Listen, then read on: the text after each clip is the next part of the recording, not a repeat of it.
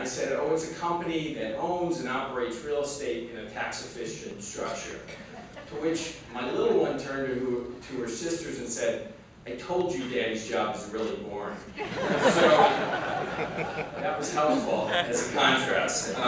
My goal today, of course, is to try to be interesting, try to keep things moving along. I know you've got a long day ahead of you.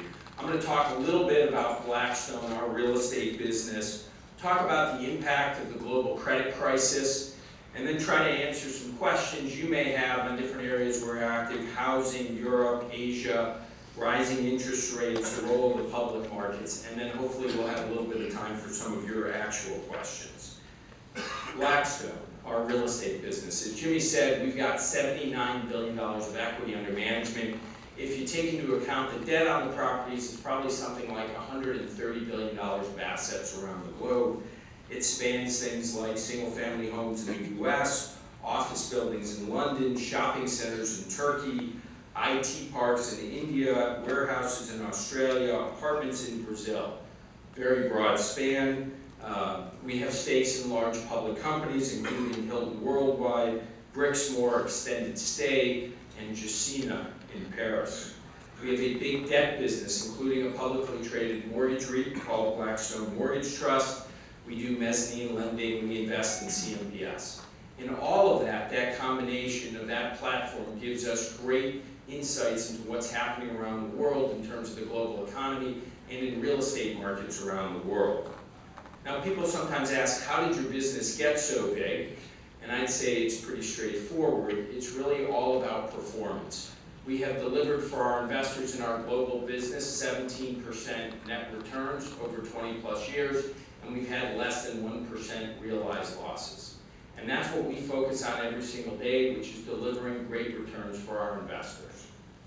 So some specifics or thoughts around the success. People say, well, what have you done right? And I would tell you the big thing I think we've done right is had an awful lot of continuity in our underlying business. We have a very simple investment approach. We call it buy it, fix it, sell it. We try to buy income-producing real estate at a discount to replacement cost. Fix whatever's broken with it. Could be a need to lease up, invest capital, could be management, could be a combination. And then once we complete the mission, we look to exit, maybe through the public markets or an institutional investor, whoever the right long-term home for that individual company or asset is. And we've stuck with that formula over a long period of time. We do not do a lot of development. We've also had the same process. So every deal we do around the globe, I like to say it doesn't matter if it's in Dalian, China, Dusseldorf, Germany, or Dallas, Texas, comes back to the same room in New York every Monday morning at 10:30. We think that discipline has also kept us out of trouble over a long period of time. And then our people, a lot of continuity. My 22nd year at the same firm, my partners have been together more than 12 years, and we think that's also been very helpful. So in terms of what we've been doing, a question we get is, why have we been so active deploying capital since, I'd say, the fall of 2008? We've put out $32 billion of equity capital. And I will tell you that all of it really relates back to that global financial crisis.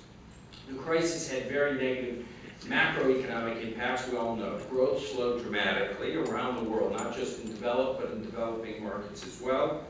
Unemployment went up to unacceptably high levels, and frankly has stayed there. It's been very slow coming down here in the US.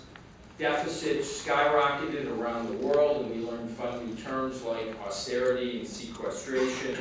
And bank balance sheets came under enormous amounts of pressure. Bank stock prices also went down a fair amount. You would have thought with that combination you'd want to hide under the covers. Instead, we went out and started deploying lots of capital in earnest. And the question, of course, is why. And I will tell you it's because of the way the crisis transmitted into commercial real estate. And so much of what we do still comes from that big event.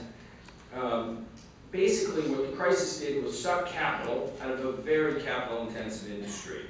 And how did that manifest itself? Well, in a number of ways. First, lots of distress, as we all know. Something like 40% of the CMBS offerings in 2005 to 2007 ended up in some form of trouble, watch list, foreclosure. In the mall sector, using that as an example, we had general growth that got into financial trouble. We helped recapitalize it with others. We've taken over recently a large mall platform in Europe called Multi. We bought a number of big malls in Australia out of foreclosure. So the financial crisis caused distress across the globe. Capital availability also went down sharply.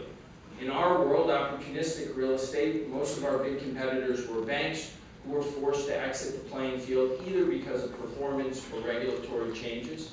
In the REIT market here close to home, at the bottom of the crisis, REITs had fallen something like 80% in value. The debt markets pulled back sharply. The CMBS market in the US and Europe basically went to zero. Bank lending fell dramatically. And that combination of lots of distress and a lot less capital meant that asset prices fell very far, and you could buy hard assets well below physical replacement costs.